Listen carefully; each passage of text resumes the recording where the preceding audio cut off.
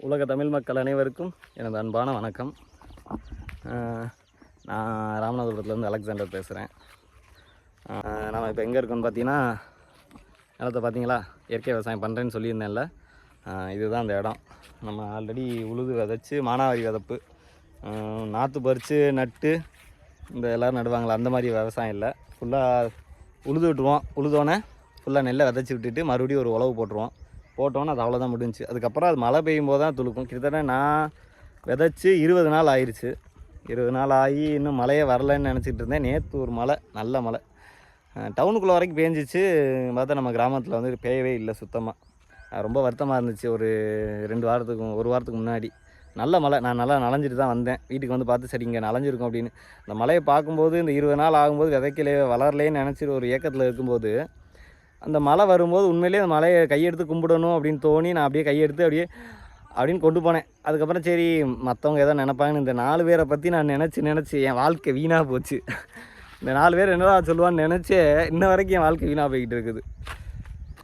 ஏன் அப்படின்னா, ஒரு கட்டத்துக்கு மேலே நமக்கு கௌரவம்னு ஒன்று பார்த்துருவோம். அதில் தான் மனுஷன் நாசமாக போயிட்டான். என்னோடய அனுபவத்தில் சொல்கிறேன். மற்றவன் என்ன நினப்பான் அப்படின்னு மட்டும் நினச்ச ஒரு விஷயமும் இருந்துடாதீங்க. கிட்டத்தட்ட ஒரு 4 வருஷத்தை வேஸ்ட் பண்ணிட்டேன் சொல்ல போனேன். ஏன்னா படித்து முடிச்சுட்டு இந்த இதுக்குள்ளே போகலாமா இதை பண்ணால் என்ன நினைப்பான், அதை பண்ணால் என்ன நினைப்பான்னு நினச்சி என்னோடய 4 வருஷ காலத்தை வேஸ்ட் பண்ணிட்டேன். வேஸ்ட் பண்ணேன்னு சொல்ல முடியாது, வேலை பார்க்கல எதுவும். மற்றபடி நான் படிச்சுக்கிட்டே தான் இருந்தேன். அடுத்தடுத்த இது நான் நாலேஜை கெயின் பண்ணுறதுக்கு நிறையா படித்து என்ன தெரிஞ்சுக்கிட்டேன், கடைசியில் இந்த சோத்தை விளைய வைக்கிறதாண்டா முக்கியம்னு தெரிஞ்சுக்கிட்டேன்.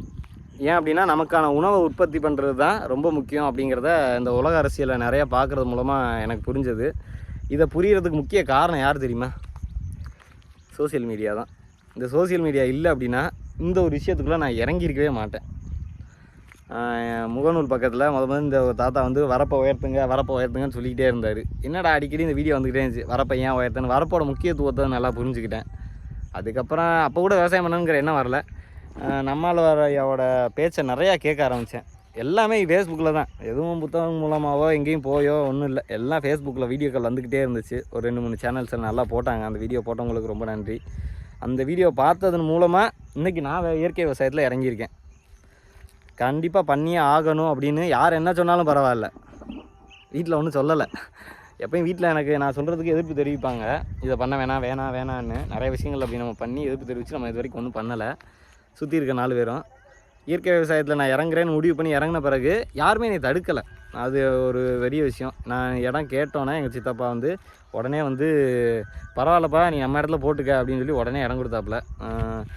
இன்னும் அது ஆக்சுவலாக இது வேறு ஒருத்தவங்க போட்டுக்கிற இடம்.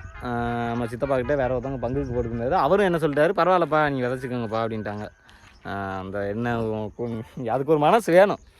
எல்லோரும் அதை பண்ணிட மாட்டாங்க. ஏன்னா நமக்கு சொந்தக்காரங்க, நமக்கு சொந்தம் பெரிய சொந்தம் இருந்து என்ன பண்ண, யாருமே இங்கே வந்து நம்ம மேலே வரணும்னு நினைக்கிறாங்களா என்னன்னே புரியலை.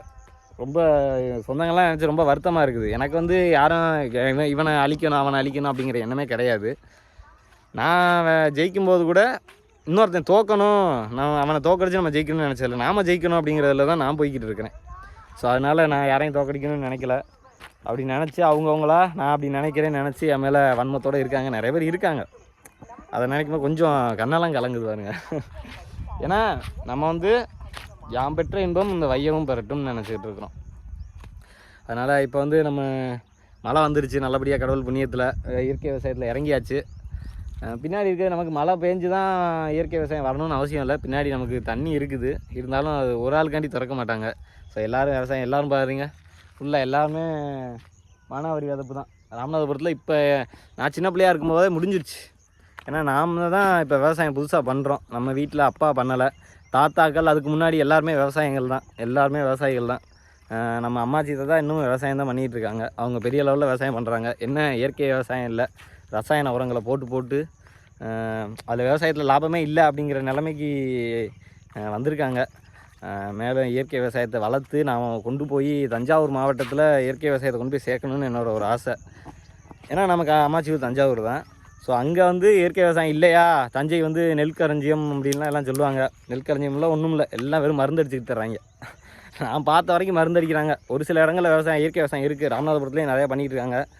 நமக்கு வரப்பு நல்ல பெரிய வரப்பு. இங்கே பார்த்தீங்கன்னா தெரியும், இந்த வரப்பை பாருங்கள். இல்லை வரப்புலாம் பெரிய வரப்பு ஃபுல்லாக என்னென்னா ஒரு 3 அடி உயரத்தில் நல்ல பெரிய வரப்பாக இருக்குது. நம்ம நினச்ச மாதிரியான ஒரு வயல் நமக்கு கிடச்சிருக்குது. அது மூலமாக நம்ம இப்போ விவசாயம் பண்ணியிருக்கிறோம். கடவுள் மேலே பாரத்தை போட்டு இயற்கை விவசாயத்தில் இறங்கியிருக்கேன். இது வியாபார நோக்கத்தில் பண்ணலை. இப்போ இந்த இதில் போட்டிருக்கிறது பூராவே நம்ம வீட்டுக்கு பயன்படுத்துறதுக்கு மட்டும்தான். எனக்காக பண்ணுறதுக்கு தான் முதல்ல நான் இறங்கியிருக்கிறேன். நான் ஓப்பனாக சொல்லிடுறேன். நான் வந்து மற்றவங்களுக்கு கொடுக்கணும் அப்படிங்கிறதுக்காக இந்த தடவை இறங்கலை. இது வந்து அதுக்கு இனிமேல் தான் பண்ண போகிறேன் மற்றவங்களுக்காக. ஏன்னா தனக்காக பண்ணி நான் எப்போயுமே ஒன்று பண்ணேன் அப்படின்னா அதை எனக்கு நான் டெஸ்ட் பண்ணிக்கிடுவேன். நான் பண்ணி அதோட பயனை நான் அடைஞ்ச பிறகு தான் நான் மற்றவங்களுக்கு கொடுப்பேன். ஏன்னா அதில் நல்லதும் இருக்கலாம், கெட்டதும் இருக்கலாம். இயற்கை விவசாயத்தில் கெட்டதுங்கிறது ஒன்றும் இல்லை. ஆனால் இப்போ இதை எடுத்தோடனே நம்ம வியாபாரத்துக்குன்னு பண்ணிட முடியாது. ஏன்னா நஞ்சில்லா உணவை கொண்டுட்டு போய் எல்லாருக்கும் சேர்க்கணுங்கிற ஒரு ஆசை எனக்குள்ளே வந்துருக்குது. ஆனால் நான் இதை யாருக்கும் எடுத்தோன்னே கொடுக்கணுன்னு ஆசைப்படலை. நம்ம இதில் எடுத்து பயன்பெறுவோம். நம்மளோட பயன் எப்படி இருக்குங்கிறத உணர்தல் மூலமாக சொல்லும்போது தான் 4 பேருக்கு நல்லா போய் சேரும். நான் இது வரைக்கும் ஒன்றுமே நான் உணர்ந்து மற்றவங்களுக்கு சொல்கிறேன். அதனால தான் அவங்க கேட்டோன்னே ஆமாப்பா, சரிப்பா, இது சரியான விஷயம் தான்ப்பா அப்படின்னு எடுத்துக்கிறாங்க.